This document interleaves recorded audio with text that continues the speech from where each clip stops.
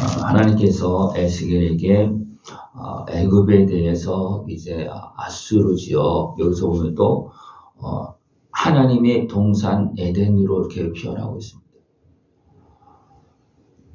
이 아수르 지역은 에덴 동산이 있었던 지역입니다. 그리고 거기는 큰 강 유브라데 강이 흐르고 거기 여러 가지 막 강이 있습니다. 근데 그 지역에서 이제 무너지는 역사가 일어납니다. 거기에서 에덴에서 아담과 하와가 마음이 높아져서 쫓겨납니다. 그죠? 또 그러면서 이제 물로 심판이 되어지고 또 노아가 그 지역에서 번성하기 시작한 노아를 통해서 아주 번성합니다. 그래서 거기서 그들이 어떻게 바벨탑을 쌓고 흩어집니다. 그런 가운데 하나님 또 어떻게 했습니까? 아브라함을 불러내어서 약속의 땅으로 인도합니다. 그래서 아수르 그 지역이 지금 바벨론 지역이 그 큰 강이 흐르는 그 지역이 이제는 완전히 이제 무너지는, 왜 그렇습니까? 그들이 번성하고 세워지니까 교만해지니까 하나님 흩트는 거예요. 그리고 이제 하나님이 이제 아브라함을 불러서 그 백성을 이제 세우는데 약속의 땅에서 세웁니다. 그 약속의 땅은 어떤 땅이냐면 큰 물이 흐르고 그런 땅이 아니에요. 그냥 산지고 어떻게 보면 사람들이 보기에는 황무지와 같은 곳이에요. 근데 하나님이 약속의 땅이라고 그럽니다. 왜 그렇습니까?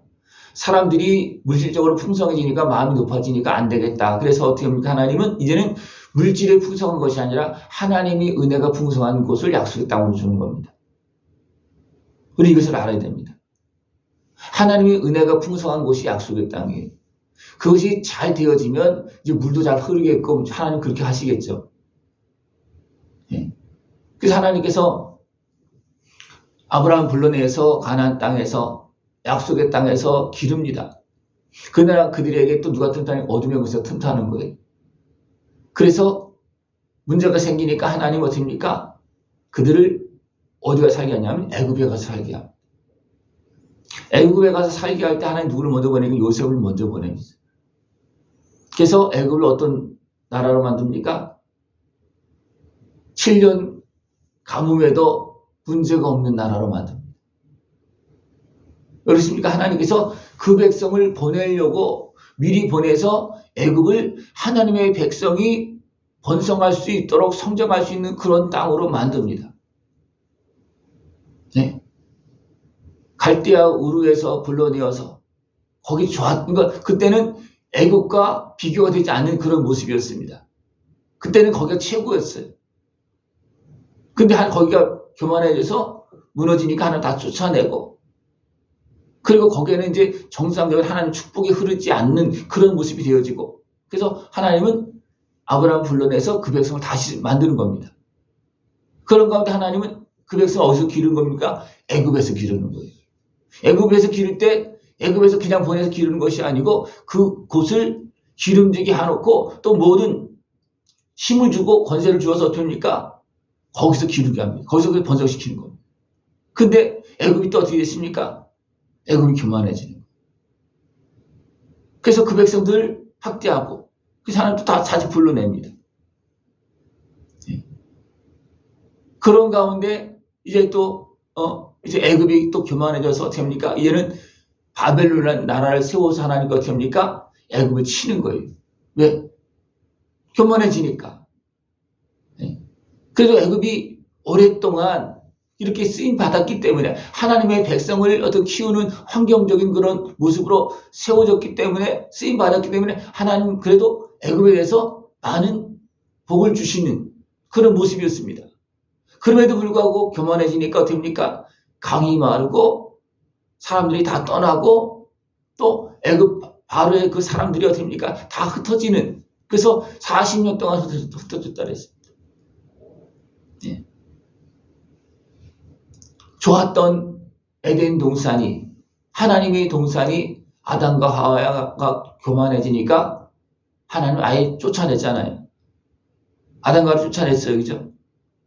갈대아우로 그 지역에서도 어떻습니까? 또 쫓아내는 겁니다. 예. 또 애굽이 높아지기가 어떻습니까? 그 백성들을 쫓아내고 이제는 다시 세워지지 않는 그렇게 옛날처럼 이제 모든 것이 풍성한 여기서 보면 하나님의 동산에 있는 모든 나무가 시기하였느니라. 이것은 뭐냐면 하나님의 동산 에덴에 있는 모든 나무가 시기했다는 그 지역에서 살았던 사람들이 애굽을 시기하게 정도로 그렇게 애굽이 풍성했다는 겁니다. 왜? 하나님의 백성을 기르는 그런 땅이기 때문에 하나님은 그만큼 축복을 해줬다는 거예요. 예? 그러니까 어떻게 보면 요셉을 보내서 어떻게 합니까? 그 지역의 일대 모든 그 은금을 다 몰아주었잖아요. 그래서 애굽이 그 바로가 어떻게 됩니까? 많이 높아지는 거예요. 왜냐하면 땅을 다 차지했잖아요. 그 지역을 다 차지하고 그 지역 나라들까지도 다 어떻게 보면 지배하는 그런 힘을 가졌잖아요. 그러니까 어떻게 보면 그들이 교만해지는 거예요. 교만은 무엇입니까? 패망의 선봉이라고 했어요. 예? 우리가 아무리 아름다워도 교만하면 쓸 수 없습니다. 아무리 못나도 겸손하면 다 쓸 수 있습니다. 누구라도 쓸 수 있어요. 그러나 아무리 잘나도 완벽해도 교만하면 쓸 수 없습니다. 그게 어디서부터 시작됐습니까? 가장 잘 만들어준 천사가 교만하니까 어떻습니까? 하나님 대적하잖아요. 그래서 어떻게 됩니까? 버려지잖아요.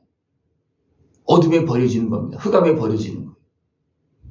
오늘 말씀이 계속 이렇게 연결되어집니다. 이렇게 하나님께서 그 백성을 위해서 쓴 그 애굽이 그렇게 큰 축복을 받았는데 그들이 교만해져서 무너졌다. 그들은 어떤 모습이 됐습니까? 하나님의 동산 에덴의 나무가 시기하기까지 그만큼 애굽 사람들이 축복을 받았다는 거예요. 그런데 교만해지니까 어떻습니까? 도리어 다 무너지고 강도 마르고 그 밑에 있던 사람들 다 떠나가고 애굽 사람들도 다 흩어지는 이런 일이 발생되어졌다는 거예요. 우리 이런 상황들을 봐야 됩니다. 사람들이 누구를 씁니까? 잘난 사람을 씁니까? 겸손한 사람을 씁니까? 충성한 사람을 씁니까? 누구를 씁니까? 하나님은 누구를 씁니까? 하나님 말씀에 순종하는 사람을 씁니다. 하나님을 경외하는 사람을 씁니다.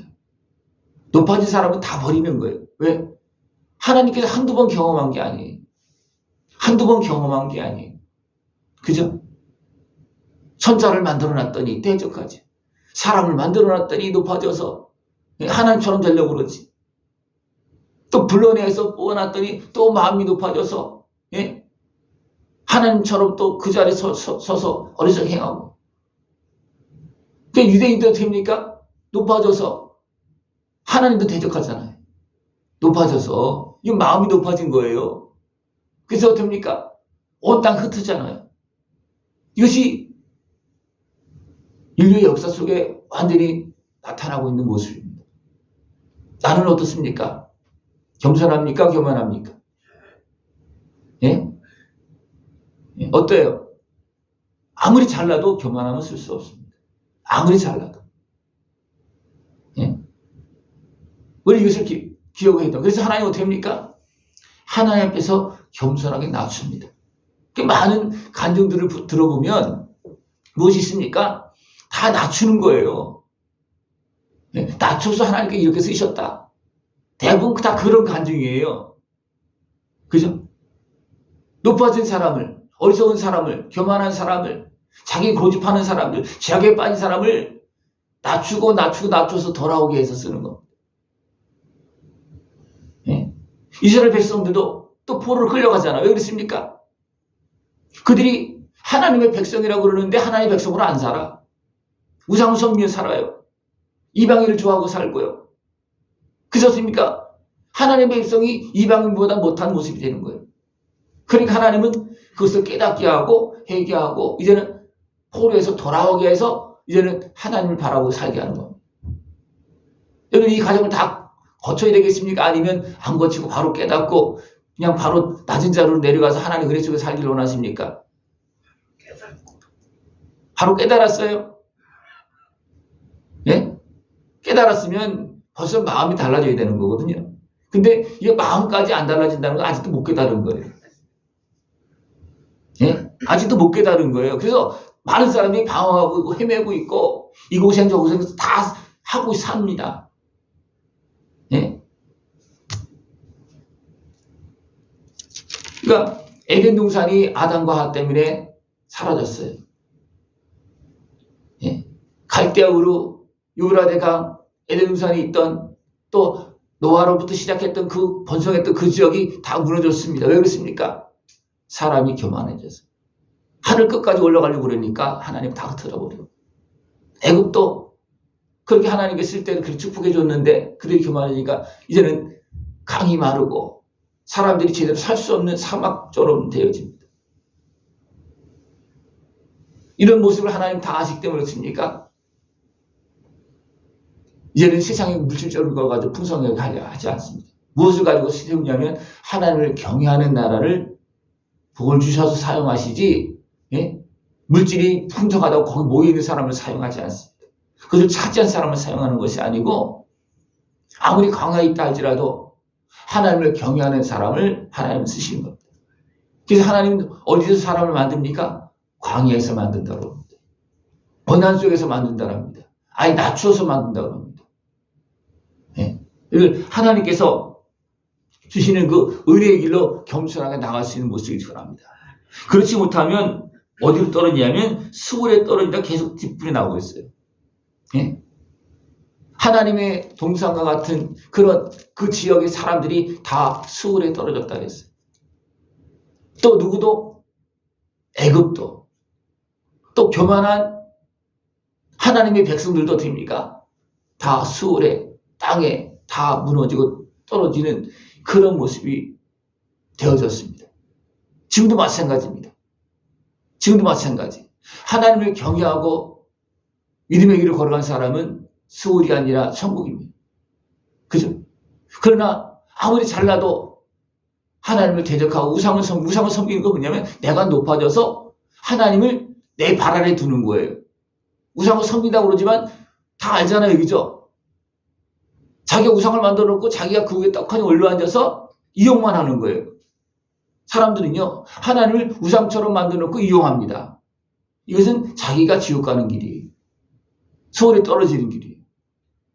그래서 애굽도 하나님 동산 같던 그 아수르 또 바벨론 모든 지역들도 어떻습니까? 높아져서 다 이렇게 됐다는 거 그렇게 말하고 있어요.